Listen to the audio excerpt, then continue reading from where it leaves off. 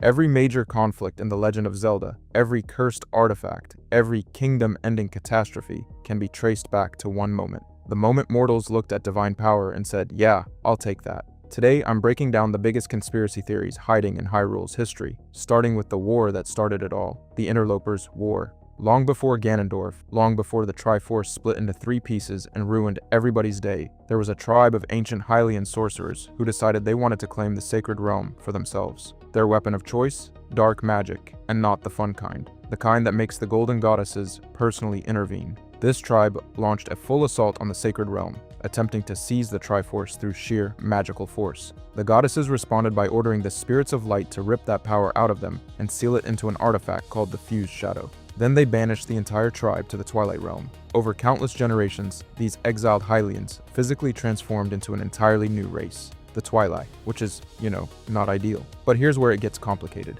Some evidence suggests the dark magic itself had a corrupting influence, twisting even well-intentioned practitioners into something unrecognizable. They might not have started evil. They might have just picked up the wrong book. And there's a theory that the Interlopers were one faction in a much larger conflict called the Hylian Civil War, where multiple races fought for control of the sacred realm simultaneously. Either way, the goddesses made an example out of them. An entire civilization erased from Hyrule's history and locked behind a mirror. But if you think divine punishment stopped people from reaching for power, they shouldn't have. Wait until you hear what the goddesses did to the entire kingdom of Hyrule itself. The Great Sea Burial, the golden goddesses drowned an entire civilization to stop one guy. Let that sink in for a second. After the Hero of Time vanished from the adult timeline, Ganon broke free and launched a full-scale assault on Hyrule. No green-clad hero waiting to stop him. No Master Sword. The kingdom threw everything it had at Ganon and lost. So the people did the only thing they had left. They prayed, and the goddesses answered. Their solution? Flood the entire kingdom.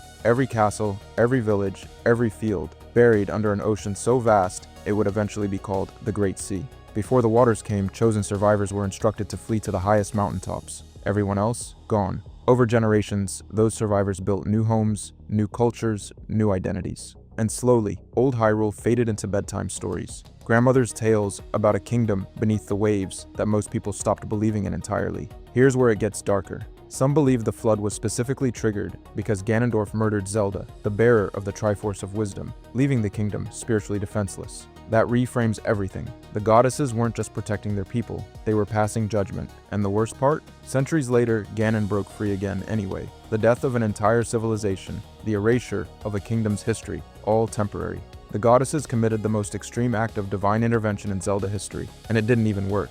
But if drowning a kingdom is extreme, wait until you hear what the flood did to the Zora, the Raito evolution. Fish people became bird people. That is not a fan theory. That is canon, confirmed lore, printed in Hyrule Historia for everyone to read and absolutely nobody to believe. Here's the thing, after the Great Flood drowned Hyrule in the adult timeline, the Zora found themselves in a world that no longer wanted them. Fish populations collapsed. Marine predators flooded the new ocean. So the Zora did what any reasonable species would do when the ocean tries to kill them. They grew wings and left, and the biological details are actually kind of insane. Rito wings don't sprout from the back like you'd expect. They protrude from the forearms at the exact anatomical location where Zora fins used to be. That's direct biological continuity between the two species, which is honestly more thought than most fantasy franchises put into anything. But here's where it gets weird. Young Rito are born completely flightless. They have to visit the sky dragon Valoo and receive one of his scales, which triggers their wing growth. So this isn't pure Darwinian evolution. This is evolution with a divine cheat code bolted onto it. Now, if you're thinking, wait, Breath of the Wild has both Zora and Rito. How does that work? Congratulations. The leading theory is that Breath of the Wild's Rito aren't descended from Zora at all. They're descended from the Loftwings of Skyward Sword, a completely separate lineage that just happens to also produce bird people, which is either brilliant world building or Nintendo, quietly hoping nobody would notice. But speaking of characters trapped between timelines with unfinished business, the next entry might be the most tragic story Zelda has ever told. The Hero's Shade. Here's the thing about the Hero of Time. He saved Hyrule. He defeated Ganondorf. He traveled through time itself to make it happen.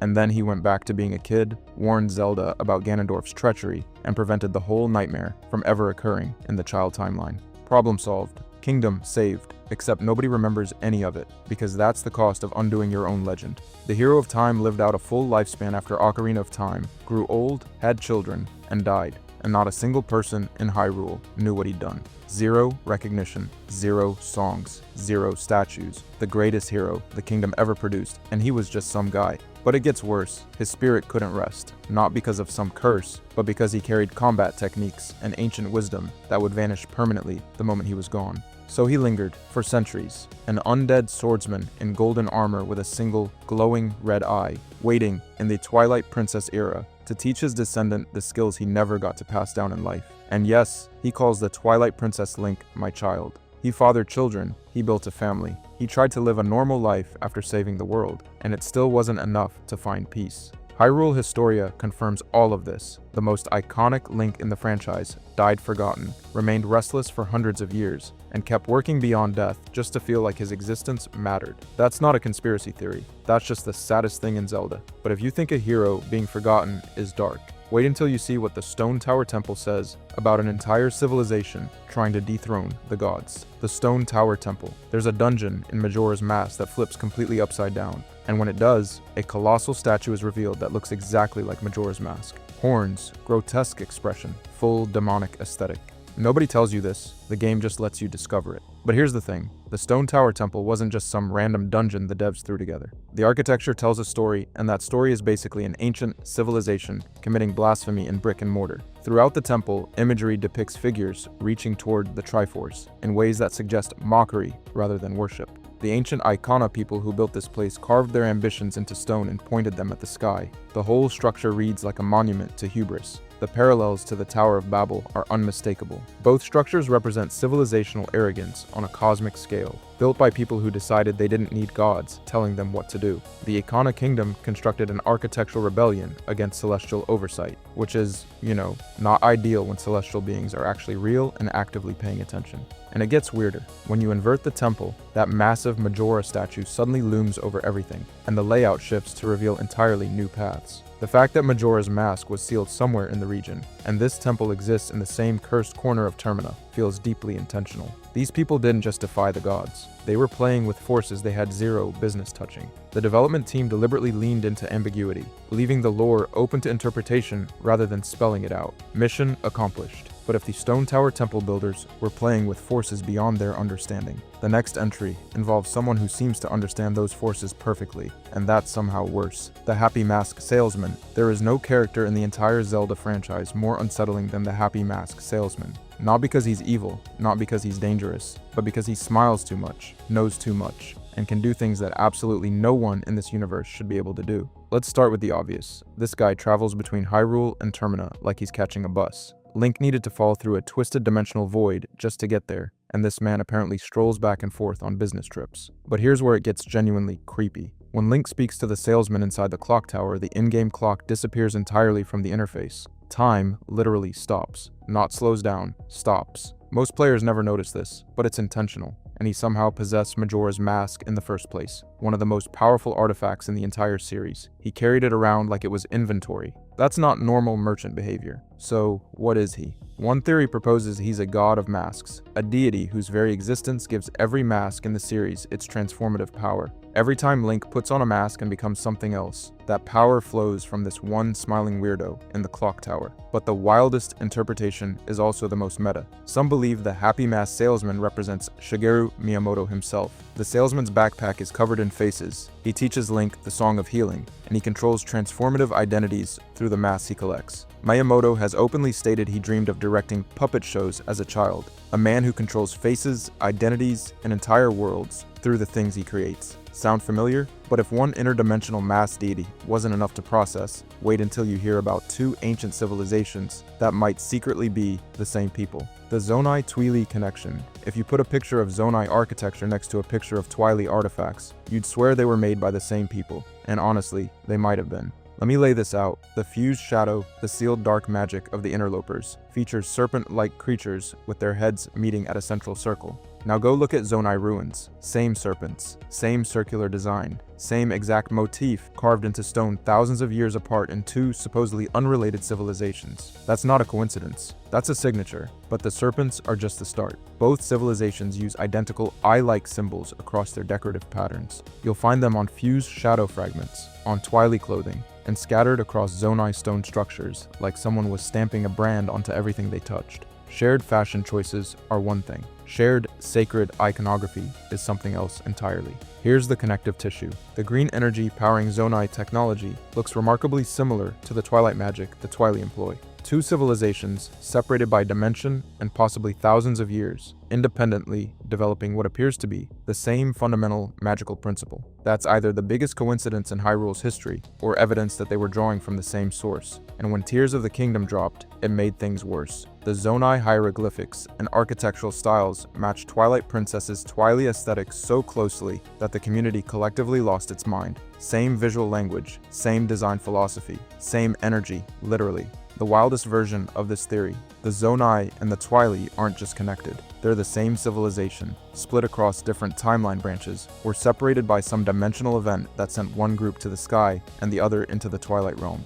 Same people, different prisons. Nobody at Nintendo has confirmed or denied it, which is, not suspicious at all. But if the Zonai-Twili connection seems like a stretch, wait until you hear about the piece of the Triforce that supposedly doesn't exist, the Tetra Force. This theory has no business being as persistent as it is. But here we are. Here's the thing. Back before Ocarina of Time even launched, early pre-release screenshots showed something the Zelda community has never been able to unsee.